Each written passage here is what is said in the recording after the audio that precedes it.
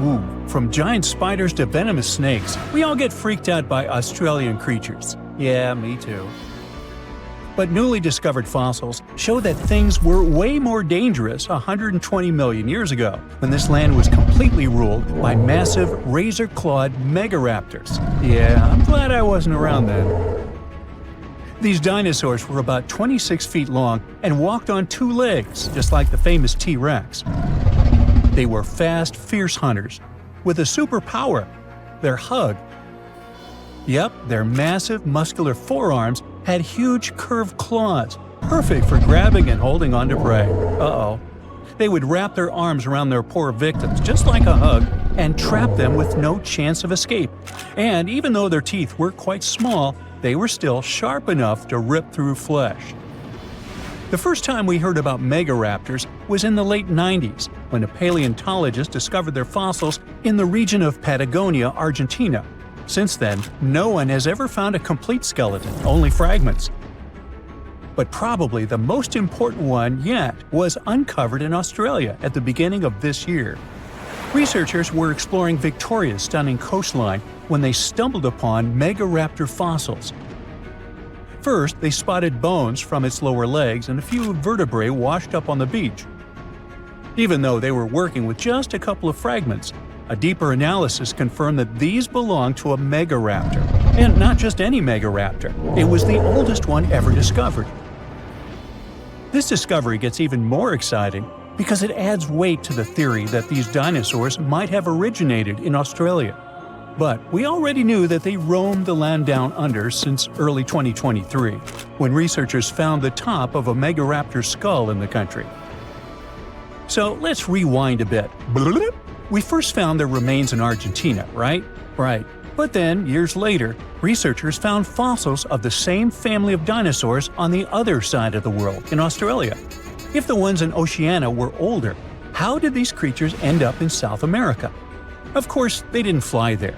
They didn't cross continents by swimming either, although there is a theory that they could swim. Remember, we're talking about the dinosaur era, which happened millions of years ago. And back then, Australia and Argentina were actually pretty close. Basically, they were one. Both lands were part of the supercontinent known as Gondwana, and they were connected through Antarctica. Wait, but wasn't this path freezing? I mean, yeah, these dinos had to pass through Antarctica to get to their destination, but they weren't freezing their tails off. This all happened during the mid-Cretaceous period, when the weather was super warm. Back then, the poles were covered in plants, not ice. So let's just say they took full advantage of the good weather to make the crossing. Now, about 180 million years ago, Gondwana started to break apart. At some point, Australia drifted away from the supercontinent, cutting it off from other landmasses, including South America. That's why the same dinosaurs showed up in completely different parts of the world. Mystery solved. Now, let's get back to that recent discovery. The researchers didn't just find a few traces of megaraptors on the beach. In total, they uncovered 250 dinosaur bones at the site, but only 5 of them were really important. They belonged to 3 different species of dinosaurs that, as it turns out, all lived in Victoria at the same time. So yeah, we've already talked about those first 2 bones. They were from the Megaraptor. Next, we have a shin bone from a Onenlagiine. That's my best shot at pronouncing it. It's a dino also known as the southern raptor. This is a type of dromaeosaur with a long snout. And the last 2 shin bones of different sizes came from a Carcharodontosaurus, whose name means shark-toothed lizard. This one is a particularly big deal for 2 reasons.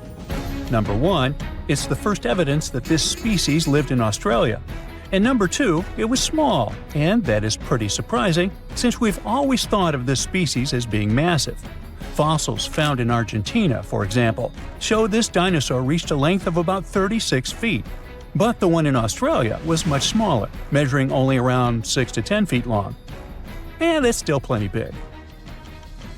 Basically, what we're saying is that the way predators were ranked in these 2 parts of the world was completely different. In South America, Carcharodontosaurs grew to massive T-Rex-sized giants, towering over megaraptors and dominating the landscape. But in Australia, it was the complete opposite. There, huge, powerful Megaraptorids roamed the land alongside smaller Carcharodontosaurs. So the predator dynamic was different. And all of this just shows how unique the ecosystem in Victoria was back then. Although isolated dinosaur bones have been found in Western and South Australia, most of the fossils come from the eastern part of the country, like Queensland. And there, researchers dug up something really, really rare – a well-preserved dinosaur skull. The study shows that this bone belonged to the fourth discovered specimen of Titanosaur. This group includes those massive long-necked dinosaurs. They look like the Brachiosaurus, but some of them were even bigger, reaching 120 feet long. The skull, discovered in 2018, belongs to this guy, whose pronunciation is above my pay grade, and the research points out that it roamed the Earth around 98 million years ago. Thanks to this find, scientists were able to recreate for the very first time what its face might have looked like. Probably after checking out the illustration, they thought, hey, it looks a lot like its cousin. They were talking about another species of Titanosaur, this other unpronounceable guy. And guess where they used to live? Yep, in Argentina. So, this research also supports the theory that dinosaurs crossed between South America and Australia during the mid-Cretaceous period. Now, this wasn't the only secret buried in Queensland, though.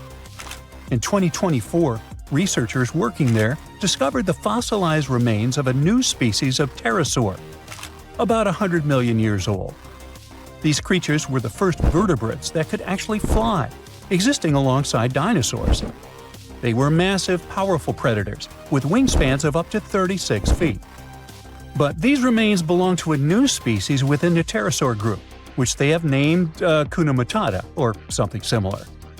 Compared to their cousins, they were on the smaller side, with a wingspan of about 15 feet. Still, that's bigger than a snowy albatross, the largest flying bird we have today. This species of pterosaurs were terrifying beasts, flying over the ocean to hunt for prey. Once they spotted their victim, they'd snap open their 60-centimeter jaws, filled with sharp spike-like teeth, and, well, I guess there was no escaping that. The last incredible discovery we're talking about today also comes from Queensland. For over 20 years, students walked past a plain-looking rock at Biloela State High School completely unaware that it held 66 dinosaur footprints, and they date back about 200 million years. These prints were made by a group of these Latin-named guys. They were small dinosaurs with 3 toes on each foot, and it seems like they were all over Queensland around that early Jurassic period. The rock they found at the school worked like a snapshot, giving us a better idea of what these dinosaurs were like and how they behaved. After taking a closer look, researchers found that the footprints came from 47 individual dinosaurs. This group was probably walking along or maybe crossing a waterway when their footprints got marked in the white clay. And the study also discovered that they were likely moving at less than 4 miles per hour at the time. So we only discovered those marks in Australia. But fossils of the same species found in other countries showed that they had these long legs, a big chunky body, short arms, and this tiny head with a beak. But honestly, they don't sound as scary when you realize they only ate plants. Whew. Australia used to have its own giants. Those were huge animals that could have dwarfed anything living on this continent these days. Scientists found the remains of many of those ancient creatures in the Narracuta Caves in South Australia, 4 hours away from Adelaide. It's a lovely region, but it can be treacherous. Watch out for holes the ground is pocked with. Known as pitfall traps, many of them are no wider than a coffee table. They're deep and plunge into the darkest of caverns. One of such caverns is called Victoria Fossil Cave, and it's a treasury that's been hiding the bones of around 45,000 animals for centuries. Some of the oldest bones belong to creatures far more terrifying than any animal you can encounter today. Those were the ancient Australian megafauna, huge beasts that roamed the continent during the Pleistocene epoch. During those, there were giant snakes, huge flightless birds, wombat-like creatures the size of a rhinoceros, and many others. One of the largest examples of the Australian megafauna scientists have discovered so far is the Diprotodon. That giant herbivorous creature was 10 feet long and 6.5 feet tall, and weighed more than 6,000 pounds, about as much as a small Asian elephant. Even though this terrifying beast didn't eat meat, it could have smashed other animals with its sheer weight. Scientists have found the remains of hundreds of such creatures all over Australia, so it's safe to say that no other animal from that time or in that location was larger than this giant. Despite its creepy appearance, the Diprotodon was a relative to the modern-day wombat, and those are known to sometimes pounce humans. The Diprotodon had toes that pointed inward and were well suited for digging burrows. On the other hand, Diprotodon was a giant, and it was unlikely that it used to do so. It was likely a trait it had inherited from its smaller burrowing ancestors, or it could have used its claws to search for roots. This theory is supported by the fact that the animal's pouch was facing backward. It prevented any dirt from collecting inside while the creature was digging. Since this animal was so big, it didn't have to worry much about predators. Up until 60,000 years ago, when the first humans appeared on the continent, full-grown Diprotodons only had to look out for creatures like the quincana. Measuring in at a whopping 20 feet long, the quincana was a land crocodile. It lived in Australia from around 20 million to 40,000 years ago. It disappeared along with most other mega creatures of the last ice age. It's thought to be the result of the first humans coming to the continent. Even though the quincana was extremely fast and dangerous, it was possible that this creature got outcompeted by human hunters who took all available prey. Unlike modern crocodiles that are mainly aquatic, that mighty beast was a land dweller. Scientists figured it out by studying the quincana's legs. They were able to support and carry the body clear off the ground. It means there was no escape for ancient people once the quincana spotted them. Modern crocodiles can only push themselves along on their bellies. Such an adaptation allowed the quincana to chase its prey for long periods of time, exhausting it in the process. Another creepy feature of this ancient monster was its teeth. Aquatic crocs have conical teeth. Those are great for gripping and holding on to prey underwater. But quincana had knife-like teeth, ideal for slicing soft-bodied animals like, mammals. Another Australian monster, Thylacoleo, wasn't all that large, but it didn't make it any less terrifying. It was still among the top predators and the biggest carnivorous animals in Australia. This creature was a true oddity of nature, even by prehistoric standards. First, its teeth resembled not those of a regular predator, but those of a rodent. Its front incisors were enlarged, taking the place of canines. Premolars were also shaped like blades. They were used for cutting flesh and bone. At first, scientists thought that Thylacoleo used those teeth to eat nuts and fruits. But later, a study showed that the use of such teeth was better suited on necks and spines. The jaws of this ancient creature were immensely powerful. A 220-pound Thylacoleo had a bite force similar to that of a present-day 550-pound lion. It means that the animal could easily bring down prey much larger than itself.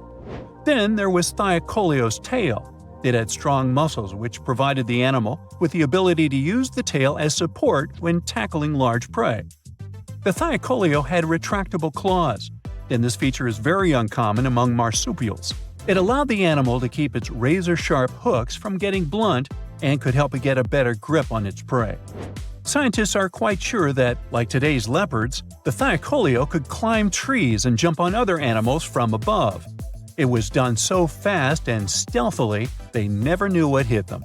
The creature's rear feet support this theory. The first toe there was reduced, but the foot had a rough pad like what modern-day possums have. It allowed them to have a better grip while climbing. Right after scientists found the first skull of the Meliolania, this animal was classified as a lizard. That's why its name translates to small groomer. But after they discovered more complete fossils, it turned out that the Meliolania was a giant turtle. But that's not all. It was one of the largest land turtles to ever have existed. The main reason researchers initially believed the creature to be a lizard was the fact that its skull was adorned with a series of spikes. It's something the modern-day horned lizard can boast. But even after discovering the true nature of the Meliolania, Scientists still don't know how to properly catalog it. It might have been a creature that folded its neck under its spine, or it could have folded it to the side. Beside those defensive mechanisms on its head, the Meliolania was also equipped with a spiked tail, which was probably used to prevent predators from attacking the animal from behind.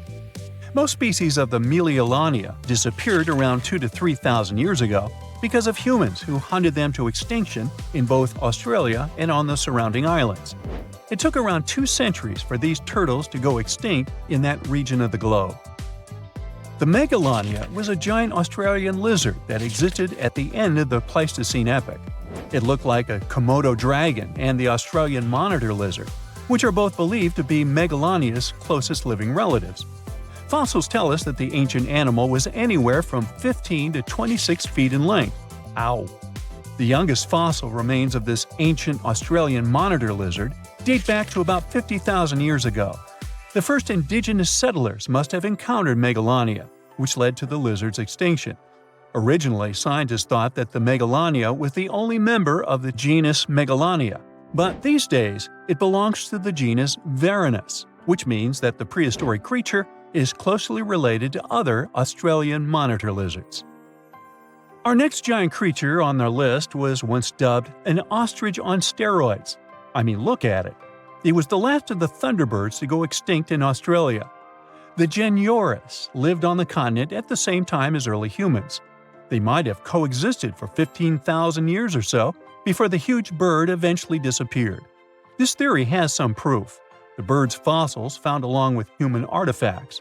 Some cave paintings also depict flightless birds similar to the Genyorus in size and shape. Although it wasn't the largest bird in Australia, the goose-like creature was still as tall as a grown-up man and weighed around 550 pounds. Even a modern-day ostrich can be dangerous if it feels threatened. Imagine meeting its giant prehistoric relative. Scientists are still arguing about its diet. Many believe the creature was an herbivore, but there's still a chance that the Genyornis was a partial scavenger. Its small, stubby wings and powerful hoof-like legs hint that the bird could have been a plant eater.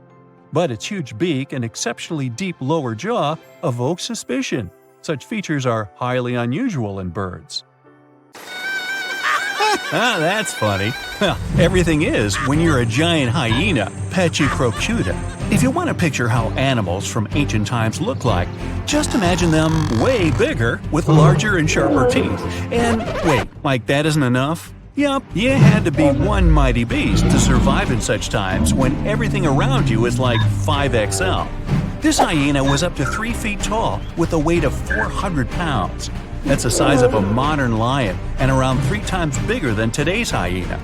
The ancient one also had shorter legs, which is also the reason plenty of prehistoric creatures went extinct. Over time, they ran out of food, but couldn't run fast or long enough to catch prey. Also, they couldn't escape quickly enough if there was some bigger guy nearby. Ancient and modern hyenas have quite similar habits. Diet, meat, and meat. They both prefer to steal fruit from other usually smaller predators rather than go hunting on their own. And of course, they're both always smiling at everyone around. Cheese! You always somehow picture sharks as those marine animals we should be afraid of, right? Not whales. They're mostly good-natured, eating their plankton, spraying out water through that hole in their backs and stuff. And of course, they could get a little clumsy from time to time, so they turn over a ship. Anyway, they're not that into hunting humans. Well, if we all lived in the time of this 50-foot, 50-ton whale, Leviathan, I like to call Toothy. Let's just say going to the beach would never be the same. The beast weighed like 6 elephants and was longer than a truck. Oh yeah, about that Toothy thing? This whale had teeth longer than your palm and a quite refined hunting instinct. So it went after all marine animals, including other whales too. Its only rival was the megalodon itself, the only biggest and scariest shark that ever lived on our planet. Okay, of course, this list is full of giant and dangerous animals with extra sharp teeth who you're certainly glad they went extinct. But there's also some close relative to a human ancestor here too. Hello, distant cousin? Paranthropus. So our cousin P had a big brain. well, at least for those times, and good reflexes, which is why they could defend themselves against some bigger and less brainy creatures that were after them. They mostly ate plants, roots, nuts, soft fruits, young leaves, probably insects, and seeds. They were around 5 feet tall and 150 pounds in weight. Not that big compared to other prehistoric mammals, but still big enough to survive those tough times. Way to go, P! The next one is, yes, I'm very happy these things went extinct, prehistoric mammal, Gorgonopsia. They were something between mammals and reptiles with, of course, very, very big 5-inch saber-like teeth, an 18-inch long skull, and the size of a modern bear. At their beginnings, these guys were really small, no bigger than a dog. After a while, evolution did its thing and turned them into the biggest carnivores of their time, which was over 250 million years ago. I wasn't around then. Scientists still don't know if they had clear skin, fur, or scales, but they do know these beasts had rather long legs compared to the rest of their body, which means they could run much faster than many other animals from those times. Andrewsarchus, or Andy, my nickname for it, is everything you would attribute to today's predators, such as tigers, wolves, or hyenas. Only a bit more intimidating version, of course, with extremely sharp teeth. Who would have thought the biggest meat-eating mammal that ever lived is actually a part of the family where pigs, camels, and antelopes came from? It had the size of a modern bison, with a weight of at least half a ton. Andy wasn't that picky with the menu, so it went after most other animals that lived back then, which was around 40 million years ago. It seems ancient times were those where tigers or some other predators were afraid of pigs, unlike today. Yup, step back, Terminator pig, Entelodon, is on its way. Okay, research actually showed they were more like hippos, whales, and its cousin Andy. But this cool nickname has already been given, so we can't go back.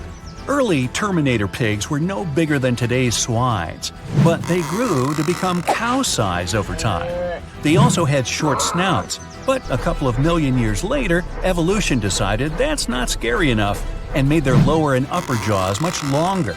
Oh, and they got an even sharper set of canines, a special How to Creep Your Rivals edition. Whew! Finally, an ancient mammal we don't have to be afraid of. Well, at least if we're not in its way, because if this giant accidentally stepped on you, squish. But at least its menu consisted of plants, so we would be safe at some point. Let me introduce you to the gentle giant thunderbeast, Brontotherium. It had quite a sturdy nasal horn, weighed 3 tons, and was 16 feet in length, which is bigger than a modern rhino. The size, unfortunately, didn't help it much. Andy was always just breathing down its neck, preying at it and its companions. Such a list definitely can't go without the menacing saber-toothed cat. Around 4 feet long, 100 pounds, agile, completely capable of hunting in coordinated packs. But you know cats, they like to brag about the catch they got on their own. That's our Megatherion. You can find her and her companions all over the world, in Europe, Asia, North America, and Africa. Now, we often think all big cats are into running after their prey, but Megan wasn't built for speed at all, nor did it sprint after her prey like some other cats. No, she preferred to wait for the prey to get closer. She would choose a good spot, climb up some tall tree, hide, and simply chill. After a while, some innocent herbivores would go there to drink some water, and bam! Surprise! Megan's down. Her hunting style is something we see in leopards today. Teeth were her main weapon, so gotta watch out for those big upper canines. Oh, finally a name I can more easily pronounce, so I don't have to come up with my own. The giant short-faced bear. This beast could run up to 40 miles per hour. After it cornered its prey, the bear would rear up to its full height, 13 feet, so the poor animal knew nothing good was about to come. Cave bears usually prefer vegetables, but as far as this short-faced one was concerned, nah, meat is way better. It liked to hunt as well as collect what other predators would leave behind. Also, as far as is known, apparently no one ever asked this short-faced bear, "Hey, why the long face?" Leo, the prehistoric lion, Thylacoleo. Gee, sounds like a pharmaceutical. Anyway, 5 feet long, 200 pounds, insanely strong jaws, sharp teeth, long retractable claws, muscular body. Hey, it's me. No, not really. It also had a surprisingly powerful tail. Leo actually comes from the land down under, where ancestral kangaroos lived, and they also had quite strong tails to balance themselves. Okay, speaking of kangaroos, here's one small surprise: Leo's roots. You would think kangaroos, koala bears, and giant wombats were there just to live a happy life until they became someone's breakfast. But their family somehow raised an animal that looked like a saber-toothed tiger but with bigger teeth. Yes, Leo, way to go, breaking the stereotypes. Leo was somewhere at the top of the food chain in his times, even though he had one quite strong rival, a giant monitor lizard, Megalania, or even some plus-size crocodile, Quincana. Okay, move guys, this is not a video about reptiles, wait your turn. Prehistoric age, dinosaurs ruled all over the region, making a mess, while other animals shiver in fear and hide from them. Hey, not so fast, dinos! There's Mr. R, Raptor, a mysterious mammal that decided to stand up to the authorities. He showed up 130 million years ago and was a badger-like 3-foot-long animal. Doesn't sound much compared to the T-Rex and bigger dinos, but was way bigger than some of those feathery dinosaurs from the same time. Not only that, he would eat them. We don't know how exactly, but let's just say Mr. R had his own ways. I'm guessing it was for breakfast. Humanity has been looking to the stars, searching for secrets that outer space is hiding. But deep underground, within the soil of our own planet, there are literal troves of fantastic things just waiting to be discovered. How can you talk about excavations and not mention Egypt? In 2019, archaeologists uncovered a tomb of a high official in South Saqqara who lived about 4,400 years ago. His name was Kui, and the hieroglyphs on the walls of the tomb recited his many titles, one of which was the sole friend of the pharaoh of the time. The discovery could have been pretty usual for Egypt, if not for the tomb's interior. The walls, the ceiling, and even parts of the floor were covered in hieroglyphs, pictures, and intricate patterns. But what surprised the scientists the most was how well preserved the colors of those images were. Despite the cracks and chips on the walls and the ceiling, they were still bright and vivid, almost as if they had been painted recently. In Israel, a whole city was discovered by archaeologists in 2019. It dated back 5,000 years to the early Bronze Age and was home to about 6,000 people. Millions of tools, fragments of pottery items, and stone vessels were found at the site. Scientists say the city was so huge, it could be called the New York of the period. The megalopolis was carefully planned, with dozens of streets, alleyways, and public and residential areas. Archaeologists state that the citizens used to live and trade not only with different regions, but also with various cultures and kingdoms. Bar Hill is an Iron Age settlement in eastern England, and archaeologists suddenly stumbled upon a very unusual thing there. As they were scouting the area, they looked inside one particular ditch and found thousands of frog bones. Later calculations showed more than 8,000 bones belonged to frogs and toads. There were no signs of damage. The bones lay in heaps and piles. Scientists have no idea what could have drawn so many frogs and toads to a single place. It's known that local people of the time ate frogs, so the settlement's inhabitants could have brought them there. Other versions state that the frogs could have come for the large amounts of insects feeding on the crops, or they may have been looking for a body of water and got trapped in the ditch. As for now, the frog mystery remains unsolved. Not so much mysterious as amusing. A nearly 1,800-year-old insult was found carved in stone, not far from Hadrian's Wall in England. An ancient Roman fort just south of the wall had a lot of writing tablets, but this particular one was especially curious because of its contents. The stone mentioned some Secundinus and said a pretty nasty thing about him. In fact, This is the first stone graffiti ever found that indicates Romans did have quarrels amongst themselves. A rancher in Wyoming, not far from the town of Newcastle, was going about his ranching business when he suddenly stumbled upon a weird bone sticking out from the soil.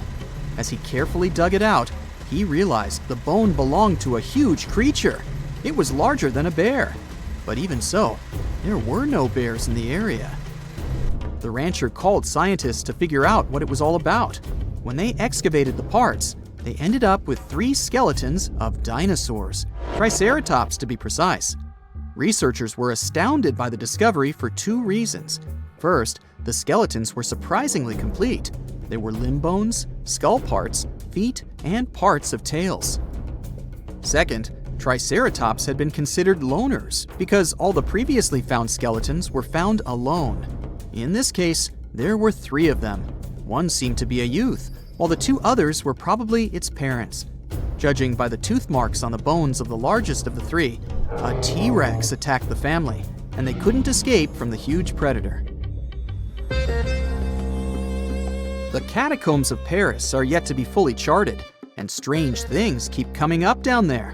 One of them was found in August of 2004. The local police were having a routine training exercise in the caverns not far from the Eiffel Tower when they unexpectedly came upon a large cave transformed into a fully equipped movie theater. The chamber had an arena where the viewers would sit, a full-sized screen, a projector, and many movies to watch. Interestingly, they were all regular ones, featuring 50s noir films and more recent pictures. There was also a second, smaller cavern adjacent to the first one, which was used as a restaurant. Someone installed an electricity system and at least 3 phone lines in the underground cinema. But the most sinister thing happened when the officers returned to the site 3 days later to further investigate the matter. They found that all the power cables and phone lines had been cut, and a mysterious handwritten note was lying in the middle of the floor, saying, "Do not try to find us." Nobody still knows who built that underground movie theater and why. In 1948, the first report came about a puzzling 93-mile-long wall built in Jordan. It's still unknown who made it, when, and why. Its purpose is not defensive. It was too low and narrow to have protected anything from anyone. It lies in ruins today, of course, but when it was still quite new, most of it was about 3 feet tall and 1.5 feet wide. The most popular theory explains that the strange wall might have served as a farmland boundary. Researchers found traces of ancient agricultural lands to the west of the wall. The boundary might have protected those from hungry goats emerging from the east with nomadic tribes. While we're still in Jordan, there's one more mystery here: stone circles that date back 2,000 years. They're pretty big, with a diameter of about 1,300 feet or more. So far, scientists have discovered 11 of these big circles. Yes, that's their official name. Still, they're just a couple of feet high, making them even more puzzling. Originally, researchers believed they were huge corrals for animals, but there are no openings between the stones the circles are made from to let people or cattle in or out. Currently, no one knows who built these ancient structures or why. Archaeologists in Glasgow excavated a 5,000-year-old stone slab in 2016 and then buried it again. The slab is called the Cockno stone and has been known to the locals since the 19th century. The stone is large and flat, measuring 43 by 26 feet, and has swirling decorations that had been found at many other prehistoric sites across the globe. The stone was first fully excavated in 1887, but within the following decades, it was covered in graffiti by unknown people. So, to avoid further damage, a group of archaeologists buried it in the ground again in 1965.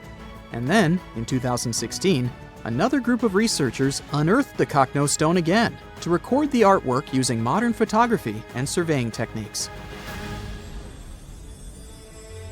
You've heard all about Stonehenge, but what about the Superhenge? In 2015, archaeologists couldn't believe their eyes when they discovered a whole number of stone monoliths just a couple of miles away from Stonehenge.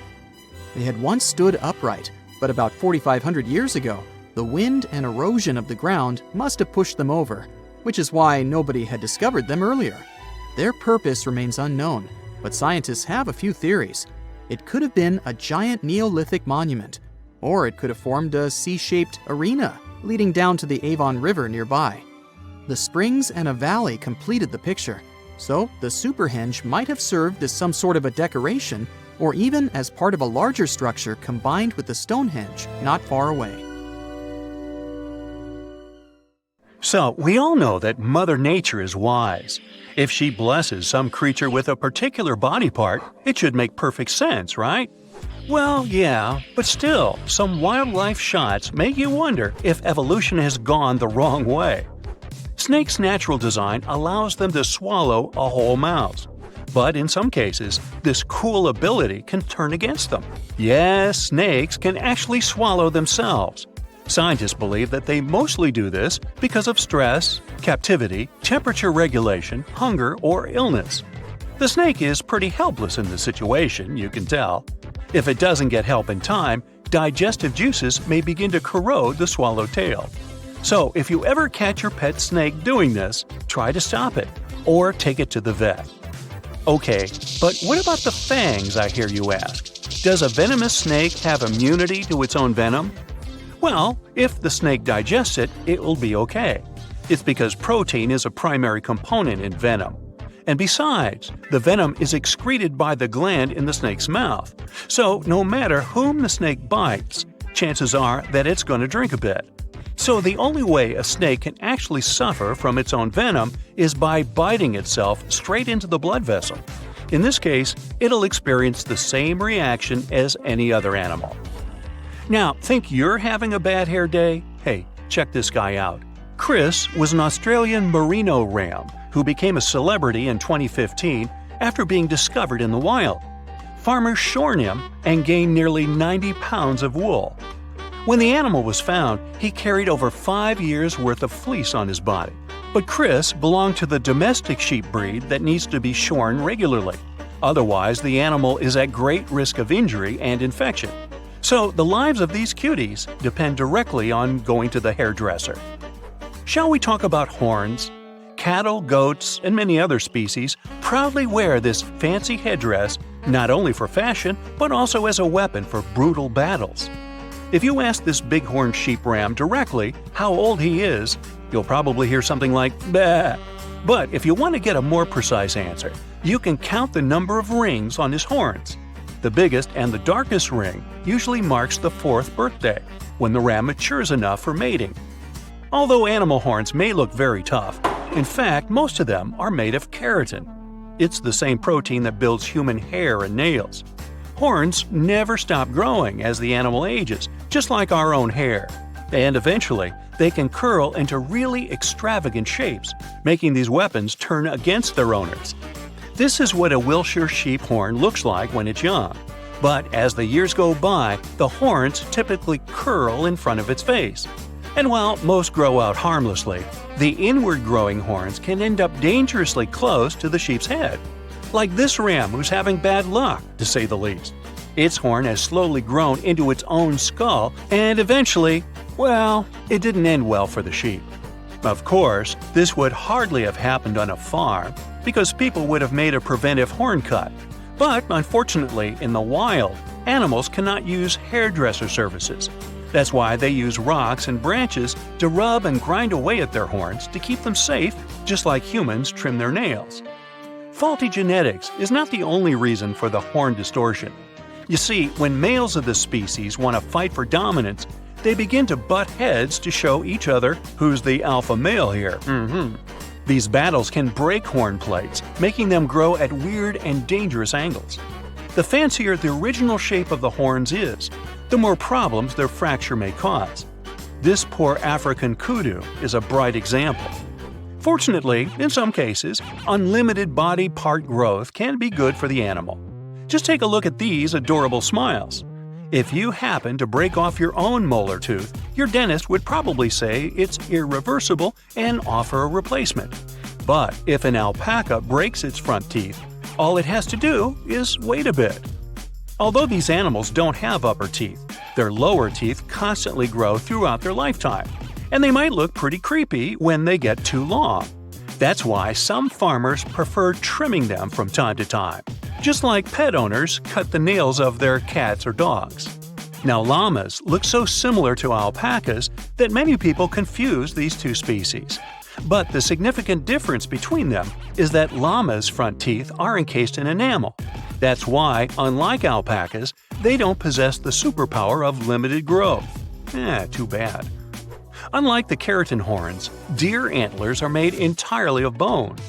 Typically, only male deers, called stags, grow antlers. Very rarely, females can grow them too due to a serious hormone imbalance. This is a deer equivalent of a beard on a human female that sometimes can appear due to various diseases. Adult deers grow and shed their antlers annually, which coincides with the breeding season.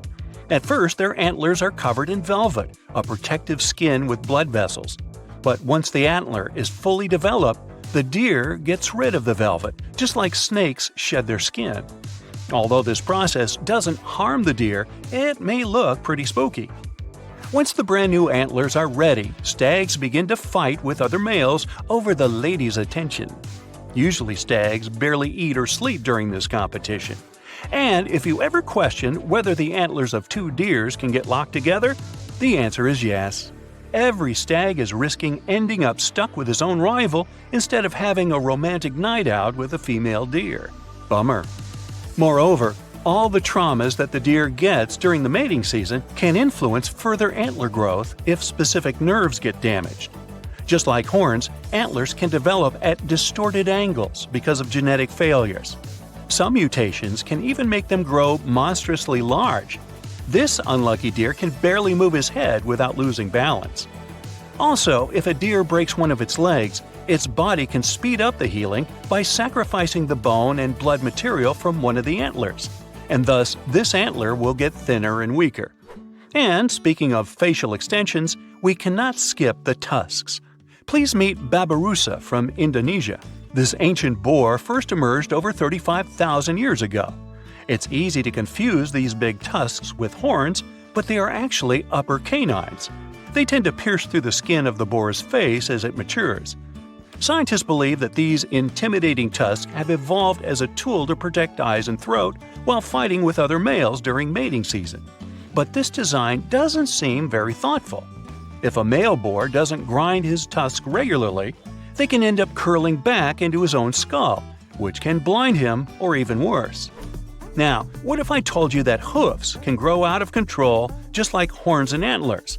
It took evolution millions of years to turn the middle toe of the animal's foot bone into the hoof. And just like toenails, they tend to grow and curl into creepy shapes if they aren't cut regularly. When donkeys or horses don't have a chance to wear down their hooves naturally by walking on hard surfaces, they tend to overgrow. This makes the animals walk on the balls of their feet and overstretch the tendons, which may result in pain and bone loss. And eventually, they can lose the ability to walk at all. So if you ever come across a horse with curly hooves, consider calling the experts to give it an emergency manicure.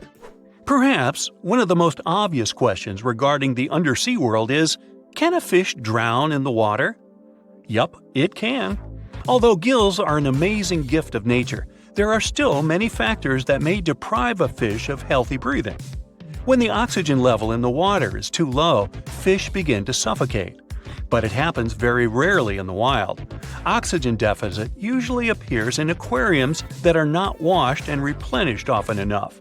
Also, parasites, diseases, and an overall imbalance in water components can cause the fish to drown. And on that note, I need to hoof it on out of here. See you next time. Now, if Earth's history were a movie, we humans would only take up the last second of the end credits. Our planet has been around for about 4.6 billion years, but our human story began about 300,000 years ago in Africa. Now, our ancestors had some wild adventures in nature.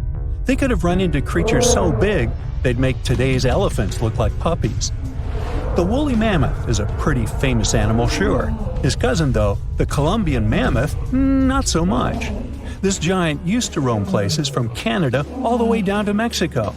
Unlike the furrier woolly mammoths which hung out in colder places, these animals had shorter hair, resembling huge elephants.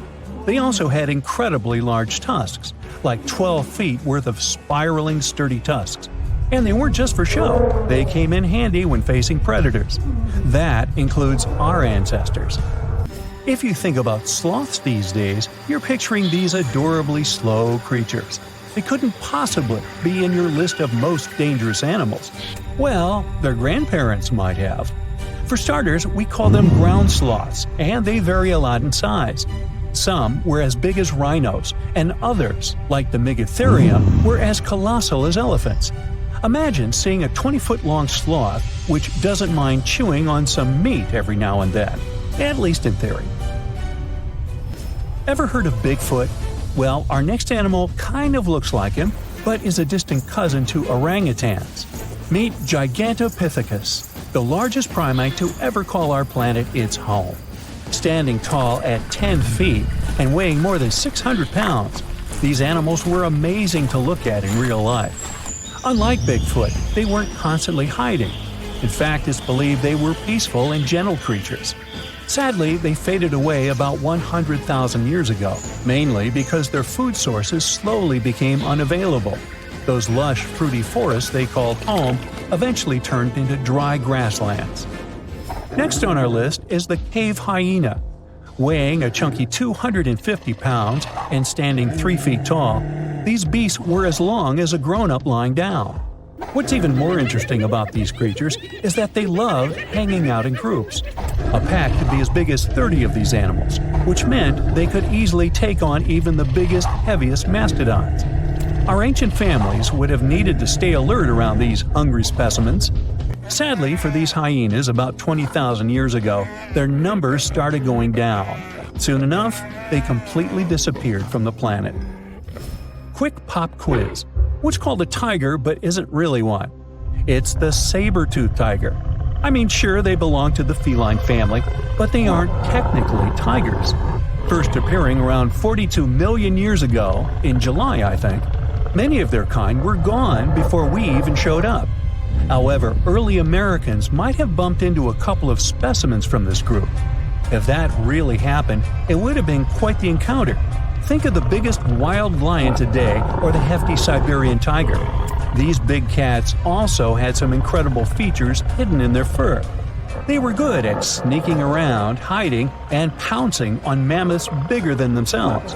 Their bite wasn't that strong, but they could open their jaws wide, like twice as much as a lion. And although their teeth were a bit on the weak side, they had buff forearms to pin down their dinner, giving those big fangs a purpose. Not the kind of kitty you'd want to play with. Dire wolves made their debut about 250,000 years ago. They were like the gray wolves we know today, but a lot stronger. While wolves these days stretch out to about 6 feet and tip the scales at 170 pounds max, dire wolves were about 5 feet and about 150 pounds. Found all over North and South America, they had admirable jaws, biting nearly a third harder than their modern counterparts. Also, their favorite snack was horses.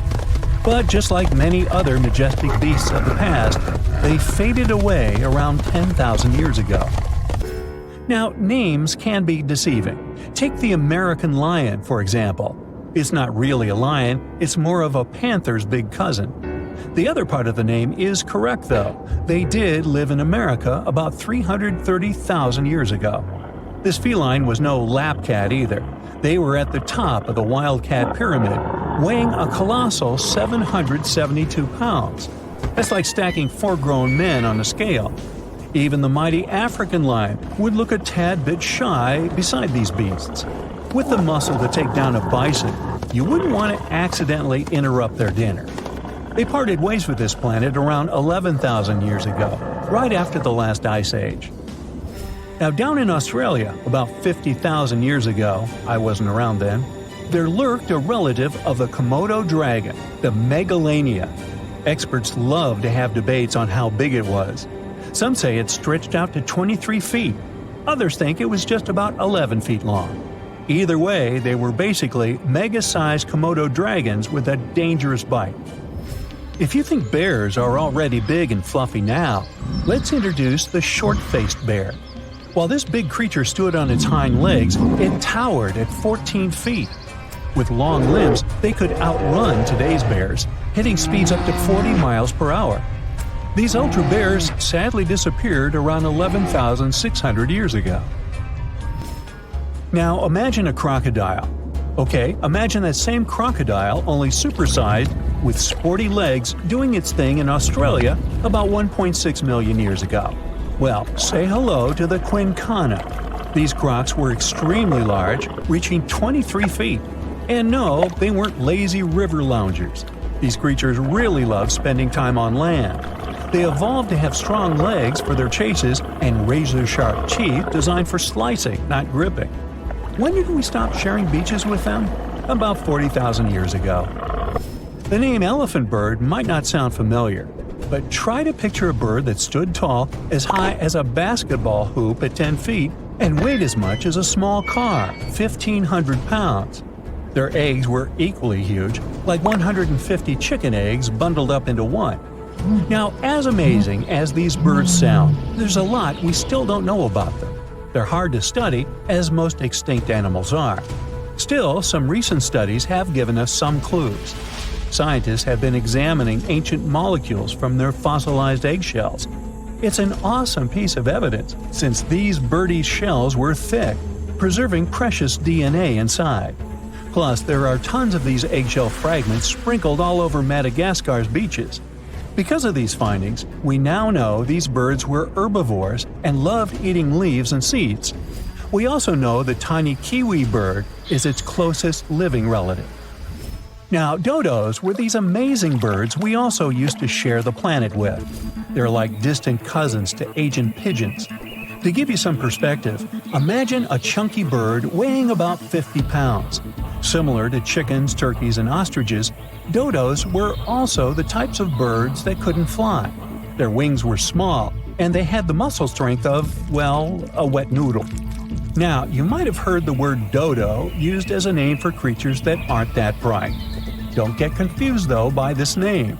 These birds were in fact intelligent. Scientists were able to figure that out by studying their fossils. It turns out that they were good at smelling stuff, unlike most birds that are all about the visuals. These creatures aren't around for us to study anymore, but that might change. One evolutionary biologist is on a mission to fully understand these amazing ancient birds. On that note, she revealed that the dodo's DNA has been completely sequenced. There are even talks about potentially bringing dodos back to life. They would make a nice addition to the lovely beaches of Mauritius, the place they used to call home many, many years ago.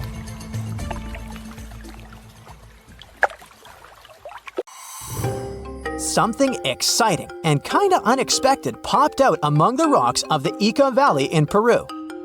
The bones of a really old whale that lived almost 40 million years ago. At first, no one was really impressed because the bones they found were big and weirdly shaped, so people just thought they were looking at giant boulders. I mean, that's cool too, but things got way better when they realized those were the remains of a very large ancient animal that roamed along the coast of ancient Peru. Plus, it was probably the heaviest creature that ever lived. Sorry, blue whale, I know you worked hard to get to the top. The length of over 100 feet and weight of more than 200 tons brought you the status of the biggest animal on our planet. But it seems you've held the title long enough. Time to hand it over to our next candidate, and that one's really gigantic. This ocean beast was probably shorter than the blue whale, but heavier, with a weight that could be between 93 tons and 370 tons. If it's closer to the higher number, it'll make Paracetus the biggest animal ever known to have lived on Earth. And it seems its weight was the result of having extremely thick, dense bones. You can see such bones today in manatees or some other early whales. Dense bones are a great tool for such marine mammals. This feature makes them heavy and allows them to stay submerged most of the time. But at the same time, if their body was too heavy, they would end up sinking all the time, and they would waste too much energy to move back up to the surface.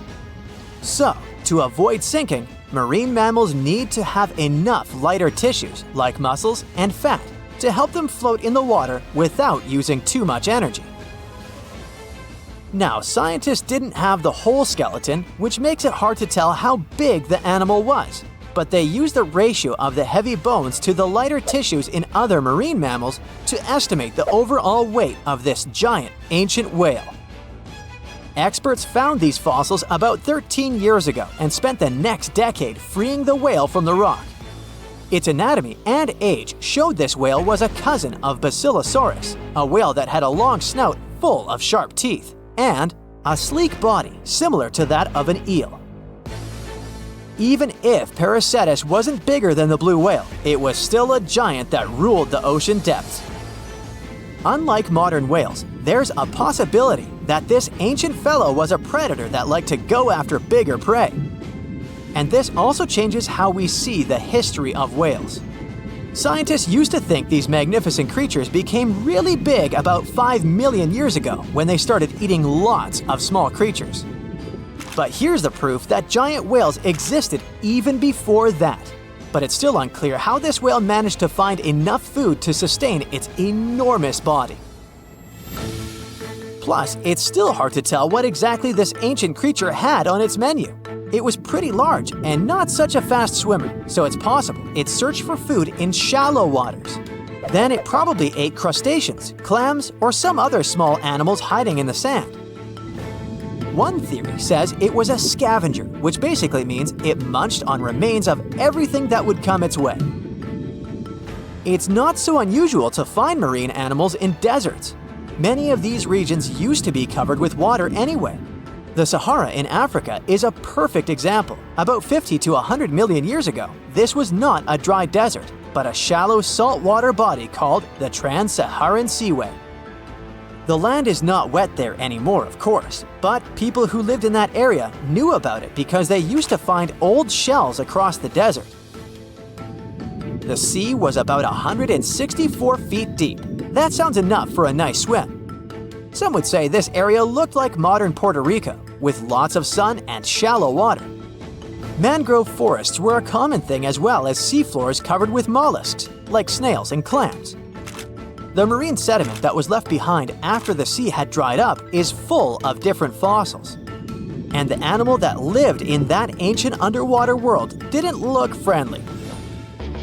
Plus, they were much bigger than their relatives from modern times, so a regular-sized human would end up as a snack, not even a whole meal.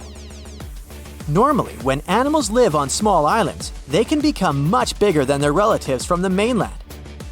This is something we call island gigantism, and it happens because there are more resources or fewer predators on islands. Maybe the same thing happened in the Trans-Saharan Seaway. Even though it wasn't an actual island, the water moved in and out, which created little pockets of water. And specific conditions in these pockets might have helped animals grow bigger. So we're talking about giant sea snakes, catfish, and fish that no longer exist today.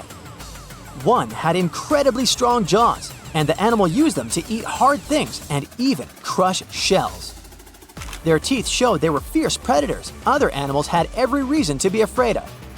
They went through some changes when it came to diet, similar to some types of piranhas. And the competition to get to the top of the food chain wasn't a joke. Not when there were also such large predators as sharks, crocodiles, and ancient relatives of elephants. Sahara went through different phases. If you could use a time machine and take a peek at Earth's largest hot desert as it was about 6,000 years ago, you wouldn't have to struggle with sand and heat. You'd have a nice walk through a green and pretty lush place. In the past, people who lived in that area didn't leave drawings on cave walls that showed camels, sand dunes, and scorpions. All those things you'd see in today's Sahara. Instead, they drew crocodiles. That's additional evidence that the Sahara used to have a lot of water and plants enough to support these big yet scary animals. Around 3 billion years ago, Earth might have been mostly covered with water. Today, it's about 71% of its surface. But it seems that our planet used to be a giant ocean world with no continents at all, just some scattered islands. Scientists studied special rocks in Western Australia that formed in a place deep under the ocean called a hydrothermal vent system. To explain this better, it's important to mention two common oxygen types, O16 and O18. O18 is heavier because it has extra neutrons. O16 evaporates from water more easily, and as researchers studied an old ocean floor, they found a lot of O18, more than in today's oceans. This way, they realized ancient Earth had less dry land than Earth today. Australia is a good spot to conduct these studies because a long time ago, it also used to be a beautiful place with large animals and lush rainforests. But as time went by, the land became drier and Australia had more deserts formed, such as the Great Victoria Desert. Rainforest remained only on the edges of the continent. What happens with deserts across the globe is called desertification. That's when land that used to be good for growing things turns into a desert or something similar. Our planet changes over time, together with its climate. But desertification also happens because of human activities, like mining, farming, and building cities. And when land turns into a desert, it's a problem because it can't support people and animals anymore. Food doesn't grow there. There's not enough clean water, and animals lose their homes. To help with this problem, there's a plan many countries agreed to. They decided to work with farmers to take care of the land, fix damaged areas, and manage water better. All in all, to make our planet a better place for life. You decided to go scuba diving for the first time. The water is clear and the sun is shining on the seabed. You take a few selfies and the fish swimming by when suddenly, the ocean goes pitch black. You look up and, oh my, what is that gigantic animal? It's definitely not a shark, not a whale. Is it a turtle? Yup, but fear not, it's not gonna hurt you. If you had lived on this same Earth about 72 million years ago, then maybe this could have really happened to you. Scientists have recently found the fossils of a gigantic marine turtle that could have grown as big as 12 feet. If you don't have any idea of how big that is, let's see some examples. That's the average length of a hippopotamus, 6 golden retrievers, or 2 Michael Jordans stacked on top of each other. The turtle's scientific name is an homage to that old-school sea monster called Leviathan.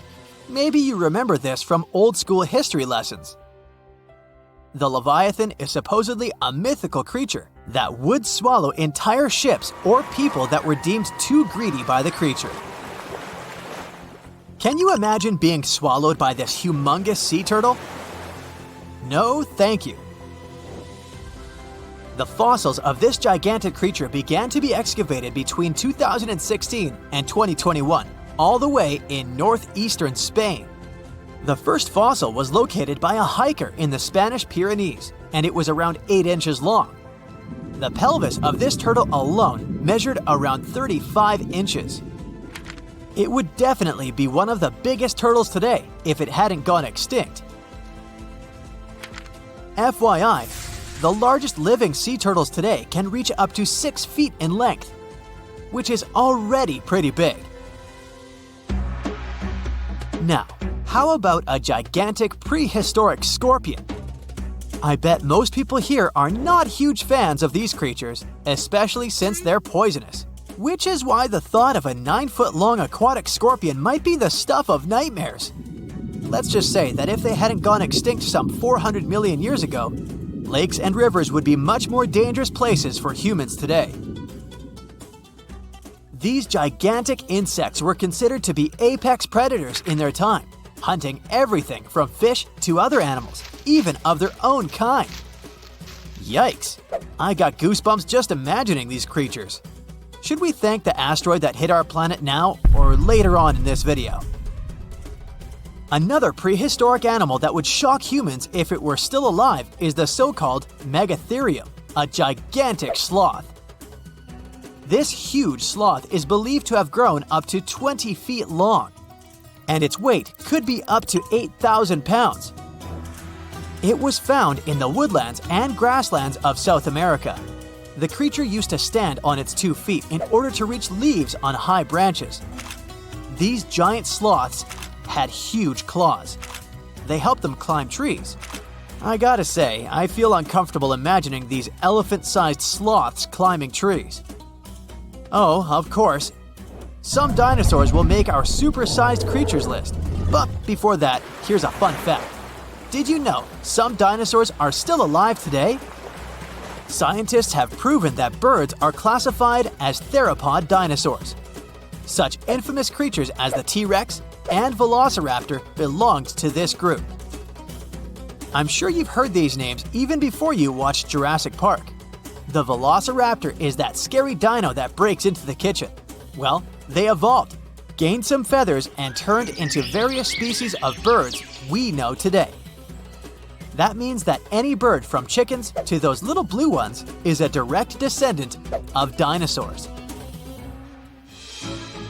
Now, does the name Spinosaurus ring a bell? You can see this huge dinosaur in some museums today. Its fossils, I mean. The Spinosaurus was one of the biggest land predators to walk Earth. Actually, to walk its land and water, since scientists believe that this dino was semi-aquatic. It fed mostly on meat, which means humans would be its natural prey if it lived today. This meat-eating dino lived around 90 to 100 million years ago. It was about 60 feet long, 12 feet high, and weighed up to 22 tons. Its head was around the size of 8 bowling balls and was shaped like a crocodile's face. Basically, the Spinosaurus was a big African elephant with the face of a crocodile. Just kidding. But that would look funny though, wouldn't it? A much more attractive dino was this guy. It's considered to be the largest dinosaur that has ever lived on our planet. What made it so big was its extremely long neck and very long tail. You wouldn't want to stand behind this creature, believe me. If it decided to swish its tail, you'd get catapulted very far away. This creature lived around 100 million years ago, and its fossils were first found in Argentina around 2012. The dino measured 120 feet from head to tail, which made it almost as big as an American football field in width. And have I mentioned it weighed almost as much as a space shuttle? A staggering 75 tons. If it had been a carnivore, it would have probably been the greatest predator. But this big guy was a peaceful herbivore that had such a long neck that it could eat leaves from high trees. Cute, right? We must also talk about the Shastasaurus. As the name suggests, this animal is popularly known as the Mount Shasta lizard. Even though it was a marine reptile and probably never set foot on the mountain itself, this dino was usually around 23 feet long, but there was a specific strand of this species that could get as big as 69 feet long, about the size of the great blue whale. This made it the biggest marine reptile to have ever lived. A fun fact about the Shastasaurus is that scientists believe it didn't even have teeth, which means it could only feed on soft-bodied prey, such as squid, for example. The next animal on our list is the blue whale. Believe it or not, the biggest living animal on Earth actually started small. These days, the average mature blue whale can reach up to 100 feet in length and weigh up to 200 tons. That's more or less the weight of 40 elephants put together, or 30 Tyrannosaurus rexes, or 2,670 average-sized people. Blue whales have to eat up to 50 million calories per day to support that body. That's the equivalent of 30,000 Big Macs, just FYI. But blue whales weren't always this big. They actually evolved from a four-legged mammal that lived on Earth around 48 million years ago. Their ancestor was called Pakicetus, and it was only 6 feet long. Here's a fun fact. To be able to live in the water as one does today, the blue whale had to go through some intense adaptations. A blue whale can replace up to 80 to 90% of oxygen in its lungs each time it takes a breath. A human replaces only up to 15% for comparison. It allows these animals to dive for up to 1 hour at a time, down to a staggering depth of 330 feet. Elephants were bound to make the list. Elephants are currently the largest land animals on Earth. They can grow to be about 13 feet tall and weigh up to 7 tons. That's pretty small if we compare it to the other animals that once lived on Earth, right? But if we placed a 6-foot-tall human next to an elephant, we'll see it's not at all that small. African elephants are bigger than their close relatives, Asian elephants, and they have a similar lifespan to humans, up to 70 years. Pokemon might have made us collectively wish that salamanders were real-life dragons, although they're not. They can still be pretty cool though. There's a giant species of salamander that is known to be the largest living amphibian. They can grow to be as long as a regular-sized human, reaching up to 6 feet. I bet that wouldn't be a pleasant underwater encounter. If you're picking a vacation spot, you should definitely look at this list. And then remember to never visit any of these places. They're incredibly dangerous, and life struggles to exist in them at all. This is Ethiopia's geothermal field, Dalal. With toxic green pools and bright orange sand, the landscape here resembles another planet. Scientists believe that it shares a good resemblance with the surface of Jupiter's moon, Io. The bright yellows and oranges just scream that this place is poisonous, and your instincts are right. Dalal is full of sulfur, which makes it uninhabitable. This place looks so crazy because it's actually in the mouth of a volcano. What's even more strange is that, unlike normal volcanoes, this one is inverted. Most volcanoes rise into the sky like mountains, but Dalal is indented. The mouth of the volcano sits at 160 feet below sea level. The surface above the volcano is covered with water reservoirs, soil, and crazy mineral formations that look like coral reefs. All of this is created by the activity of the magma about 2.5 miles underground.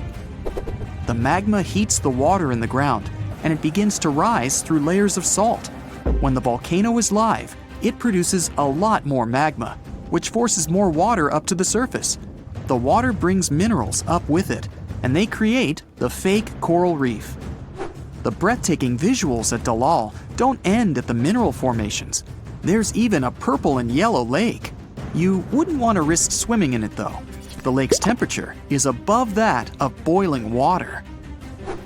The heat is one of the main reasons that this isn't the perfect vacation destination. Dalal's average temperature is higher than anywhere else on Earth, at about 94 degrees Fahrenheit. By comparison, the average temperature across the United States is about 54 degrees. This part of the world barely ever experiences rain, so it's one of the driest places on the planet as well. Amazingly, people were once settled in this incredibly hostile climate. The small village evacuated though, leaving Dalal deserted. Dalal has the highest average temperature on Earth, but there is a place with a higher recorded peak temperature. Death Valley, California, was recorded to reach 134 degrees Fahrenheit at one point. That's so hot that you couldn't even fry an egg on the rocks there. It would just burn within a few seconds. Unlike Dalal, it isn't always this unhospitable. It can be comfortable for humans from November to February, and it has even seen rain and snow. The temperature might not even be far from what you have at home. This valley is also home to some stones that were nicknamed the sailing stones. These huge rocks sit at the bottom of a dried lake, and they sometimes move without anyone knowing why. They weigh several hundred pounds, and it wouldn't be possible for a person to move them, so the process was a complete mystery for years. After a while, scientists noticed that the stones moved infrequently, maybe only once every 3 or 4 years. They only move a couple of dozen feet, too. Using this information, they eventually realized that the rocks were actually being moved whenever it got icy. On the coldest nights, at the bottom of the dried-up lake, a thin layer of ice began to form. Then the wind would begin to move the rocks slowly, at a speed of 6 to 16 feet per minute along the bottom of the lake. The stones could only go so small a distance because it was icy so infrequently. We travel from the hottest place on the planet to the coldest, Vostok Station, Antarctica. The lowest temperature ever on Earth was recorded here, at negative 128 degrees Fahrenheit. That's 18 times colder than your refrigerator. It isn't just freezing, though. The station is located at an altitude of 11,500 feet. At this elevation, there's much less oxygen, which can cause dizziness and breathing problems. The people who work here have to experience the polar night. This means that they spend 120 days a year in total darkness. All of these extreme conditions combine to make it one of the most dangerous places on Earth. There is another place called Death Valley in Russia. It isn't dangerous because of high temperatures or dryness. Instead, it gained its reputation because of some scary, mystical events. Some people traveling through the Russian wilderness stumbled upon strange structures that looked a bit like giant, half-buried cauldrons. The travelers used them as shelter from the elements, and some disappeared without a trace. When people returned to the same area, they fell ill. Nobody understood what the cauldrons were or what was happening, so they began to gain a supernatural reputation. The valley has been subject to a number of investigations in which researchers try to solve the mystery of the area. They went on exploratory expeditions and even got a better view of the situation from the air. On one of these expeditions, a pilot discovered a new cauldron. When he landed and found it, though, he found that it was actually just the opening to a small cave. The modern understanding is that all of the cauldrons were really just strange rock formations and entrances to caves. The tired and confused travelers were just bewildered by their unusual appearance. The illnesses and disappearances were likely a result of the dangerous gases released in local geothermal activity. In reality, the travelers were probably camping out in an area with an accumulation of CO2 or other poisonous gases. Most of these places have been so dangerous that they make it difficult for even the hardiest bacteria to survive. But some places are so dangerous because of the creatures that live there.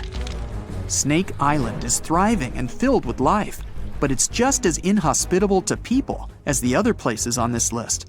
It sits 21 miles off the coast of Brazil and hosts some of the world's most venomous snakes. Some people claimed that there could be as many as 500,000 snakes in total. That turns out to be an exaggeration, though. In reality, there are likely only about 4,000 venomous snakes. The movement of the Earth trapped them on the island many years ago. Initially, there was a strip of land connecting the island to the mainland, but over time, changing sea levels and land movements cut them off. The snakes and a few other animals were left to live on the island in isolation. It isn't just that you shouldn't visit this island, you're actually banned from setting foot on it unless you have a special pass for researching the island's wildlife.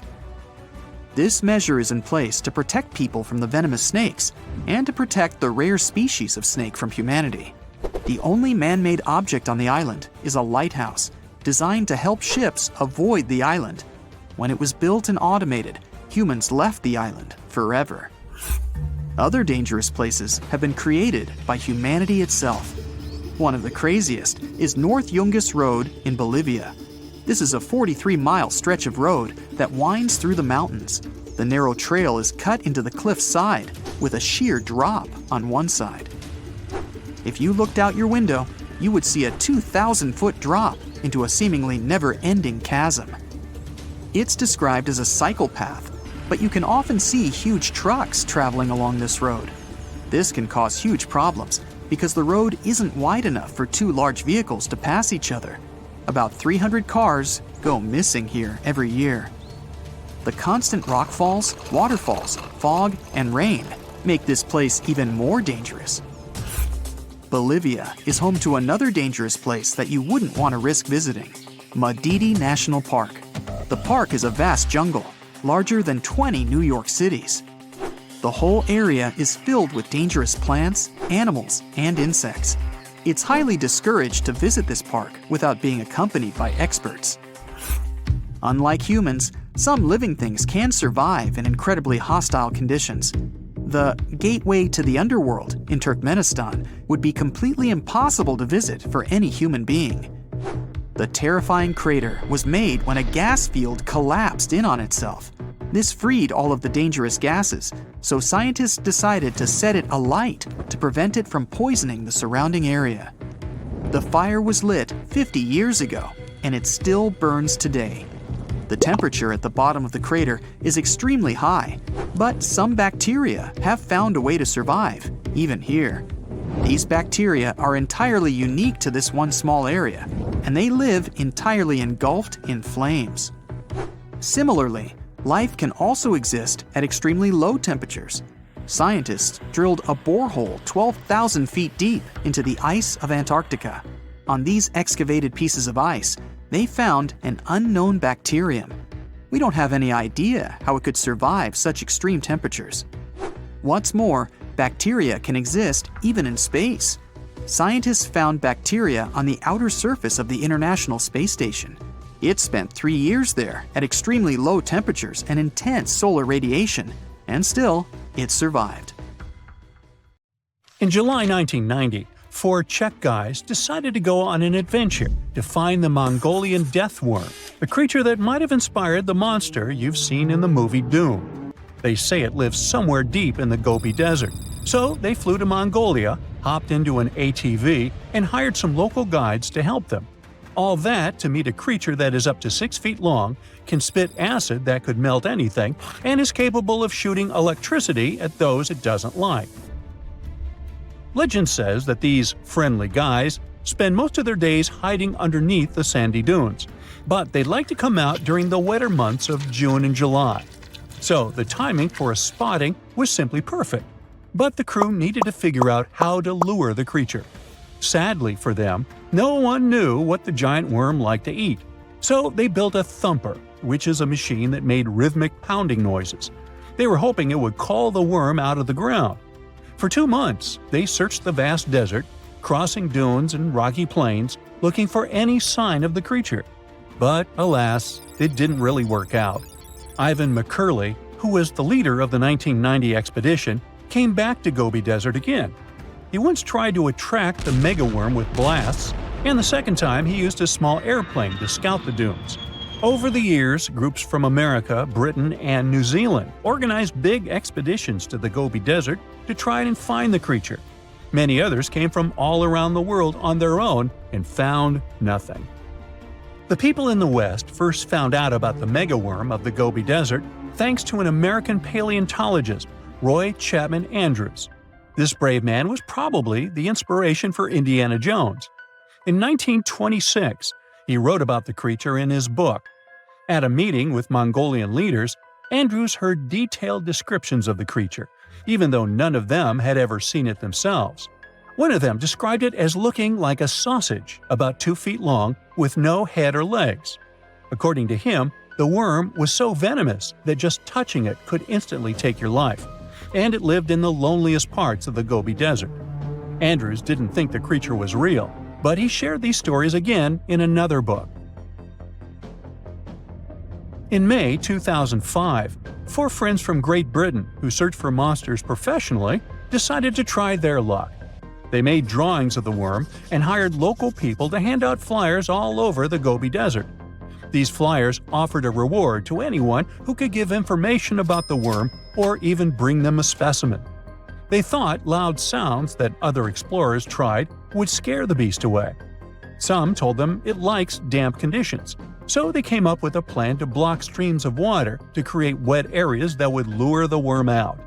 Their plan didn't work because it was too hard to build dams in the desert.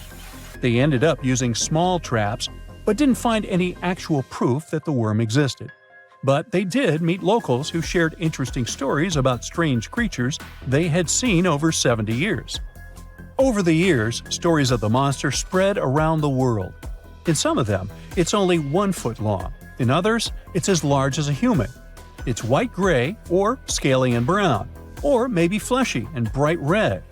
Someone said it resembled a snake, or maybe a caterpillar, or maybe it has wings and can fly. And some believe it could be a supernatural evil being without a body. Maybe the stories are so different, and the search operations are so fruitless, because the creature doesn't even exist. Or it could be one of many cryptids. Those creatures like Bigfoot, Yeti, the Loch Ness Monster, their existence has yet to be proven.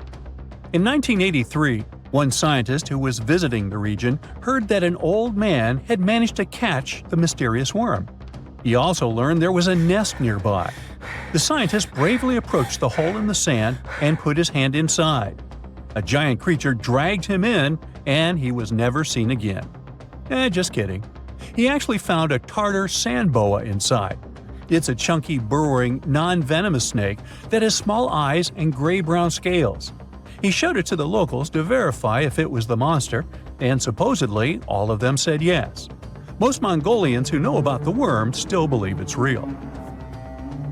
Now, even though people call our supposed monster a worm, it's just what it sounds like in the English translation. Many Mongol cultures have used this word for centuries to refer to any animals they thought to be really dangerous, especially snakes, even non-venomous ones. So, it doesn't have to be a literal worm after all. Worms are soft and squishy, but a creature living in the harsh Gobi Desert would need to be tougher, more like a snake or a type of lizard without legs. Neither of these creatures can shoot electricity or spit acid like they say the death worm does. But some snakes, like cobras, can spit venom that's dangerous for people. If it were real, the creature would have a backbone, and explorers searching for it would likely find some bones or evidence left behind. And there are actually fossil remains all over the Gobi Desert. Scientists found representatives of over 80 dino groups here over the last almost 100 years. It all started with the world's first dinosaur egg nests. This discovery changed all the scientists knew about dinos. It was the first proof they laid eggs. In the following 2 years, the same expedition team unearthed over 100 dinosaurs and took them to the American Museum of Natural History, where you can still see them today. Some of them were swimming around in the Cretaceous Sea that used to be here about 71 million years ago. They resembled modern birds.